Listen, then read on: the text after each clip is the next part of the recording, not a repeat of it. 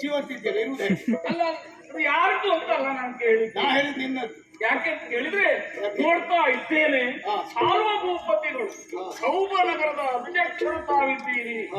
ಒಂದು ಪೀಠದಲ್ಲಿ ಕುಳ್ಳಿರಿಸಿದ್ದೇನೆ. ತಾತ್ಸಾರ ಮಾಡುವುದಲ್ಲ, ನೀವು ದೊಡ್ಡ ಜನ. ನಾನು ದೊಡ್ಡ ಜನ ಹೌದು ಅಣ್ಣ. ಹಾಳೆಯಲ್ಲಿ ಯೋಚನೆ ಮಾಡಿದ ಕುಡಿಯುವುದಕ್ಕೇನಾದಿತ್ತು ಮುಗಿದಿರಿ. ಅದು ಮತ್ತೆ ಹೇಳುವುದೇ ಬೇಡ. ಒಂದು ಅವಸರ ನೋಡಿದ್ರೆ ಗೊತ್ತಾಗಿದೆ ನನಗೆ.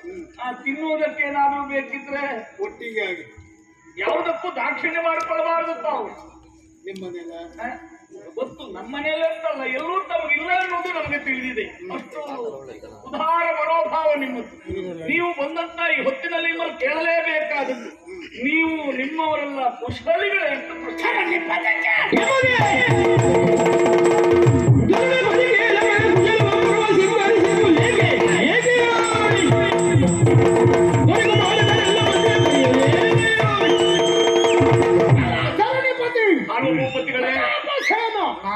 ಏನೋ ಒಳ್ಳೆ ಬೆಣ್ಣೆಯಿಂದ ಕೂದಲು ಎಳೆದ ತೆಗೆದ ಹಾಗೆ ಒಳ್ಳೆ ನವಿರಾದ ಮಾತು ನಿನ್ನದು. ಏನು ಅದಕ್ಕೆಲ್ಲ ನಾನು ಮರುಳಾಗಿ ಬಿಡ್ತೇನೆ ಅಂತ ಮಾಡಿದ್ಯಾ? ನಾನು ಬಂದಾಗ ನನ್ನನ್ನು ಗೌರವಿಸುವವರಂತೆ, ನನ್ನನ್ನು ಉಪಚರಿಸುವವರಂತೆ, ನನ್ನ ಮೇಲೆ ಅಗಾಧವಾದಂತಹ ಪ್ರೀತಿ ವಿಶ್ವಾಸ ಇರುವ ಇದೆಲ್ಲ ನಾಟಕ ಎನ್ನುವುದು ನನಗೆ ಅರ್ಥ ಆಯ್ತು. ನೀನು ಹೀಗೆಲ್ಲ ಮಾಡಿದ ಅಕ್ಷಣ ಕಲ್ಪಿಸಿಕೊಳ್ತೀರಿ. ಯಥಾರ್ಥ ಇಲ್ಲ ಎನ್ನುವುದು ಗೊತ್ತಾದದ್ದು ನಿನ್ನೆ. ಏನು? ನೀನು ನೇರ ಸ್ವಭಾವದವ ಅಲ್ಲ ಎನ್ನುವುದು ನನಗೆ ಮೊದಲೇ ಗೊತ್ತಿದೆ.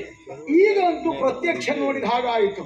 ಏನೋ ಆರೋಗ್ಯದ ಬಗ್ಗೆ ನೀನು ಕೇಳುವುದು. ನಮ್ಮ ಕ್ಷೇಮವೇ, ಕ್ಷೇಮವಾಗಿ ಇರುವುದರಿಂದಲೇ ನಾವು ಇವತ್ತಿಲ್ಲಿದ್ದೇವೆ. ಆರೋಗ್ಯ ಸರಿ ಇಲ್ಲದೆ ಇಲ್ಲಿ ಬರಲಿಕ್ಕಾಗ್ತಿತ್ತು. ಮಾತಿ ಕೇಳುವುದಲ್ಲ, ಕ್ಷೇಮವಾಗಿದ್ದೀರಾ? ಅದು ಪ್ರಶ್ನೆ ಅಲ್ಲ. ನಿನ್ನ ಪುರಪ್ರವೇಶ ಮಾಡುತ್ತಾ ಇರುವ ಹಾಗೆ ಎಲ್ಲಿ ನೋಡಿದರಲ್ಲಿ ತಳಿರು ತೋರಣಗಳ ಶೃಂಗಾರ, ಎಲ್ಲಿ ನೋಡಿದ್ರು ವೈಭವವೇ ವೈಭವ. ಪುರವ ಶೃಂಗರಿಸಿರುವುದು ಯಾಕೆ? ಏನಿದು ವೈಭವ? ಹೆಣ್ಣು ಮಕ್ಕಳು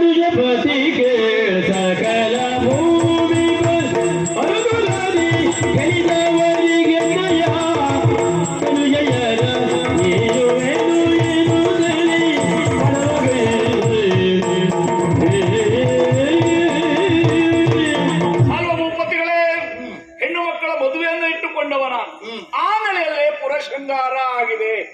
ಅರಸು ಮಕ್ಕಳನ್ನೆಲ್ಲ ಕರೆಸಿಕೊಂಡಿದ್ದೇನೆ. ವಿಕ್ರಮವೇ ಪಣ ಎನ್ನುವುದಾಗಿ ಇರಿಸಿ ಗೆದ್ದವರಿಗೆ 3 ಹೆಣ್ಣು ಮಕ್ಕಳನ್ನ ಕೊಡುವುದು ನಿರ್ಧಾರಕ್ಕೆ ಬಂದಿದ್ದೇನೆ. ಇವರೆಲ್ಲ ಲೇಖನ ಕೊಟ್ಟೆ ನಾನು ಕರೆಸಿಕೊಂಡದ್ದಲ್ಲ, ನಾನು ಲೇಖನ ಕೊಟ್ಟು ಕರೆಸಿಕೊಂಡದ್ದು ಇವರೆಲ್ಲ.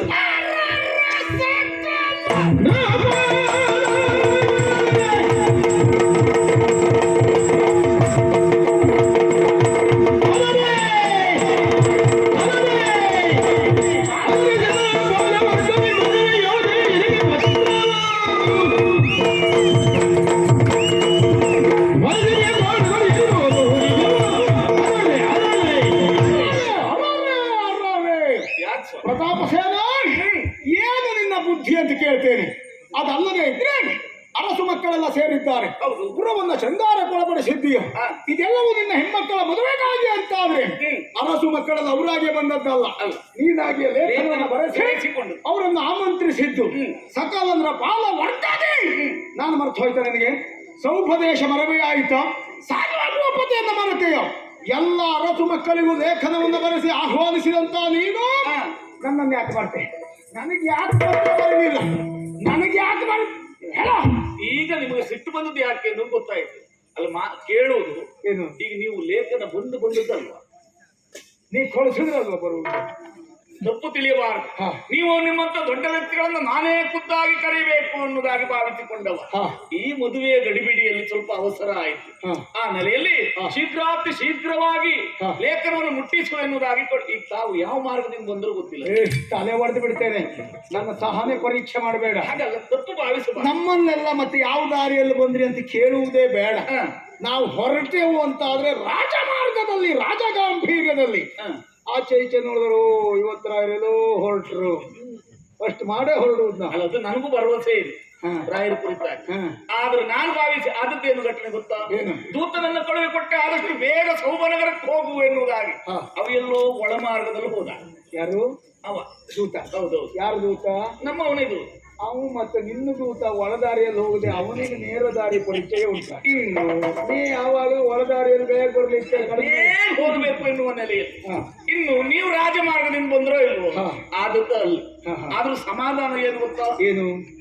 ಆದ್ರೂ ಬಂದ್ರಲ್ಲ. ನೋಡು, ನೀನು ನಂಜಿನ ಮಾತು ಇವತ್ತಿಗೆ ಅಲ್ಲ ನಿಲ್ಲಿಸಿ. ಸ್ವಾಮಿ, ನೀವು ಯಾಕೆ ತಪ್ಪು ತಿಳಿತೀರಿ? ನೀನು ಇಷ್ಟು ವರ್ಷಕ್ಕೂ ಇದೇ ರೀತಿ ಮಾತಾಡ್ಕೊಂಡೇ ದಿನ ಕಳೆದವ ನೀನು.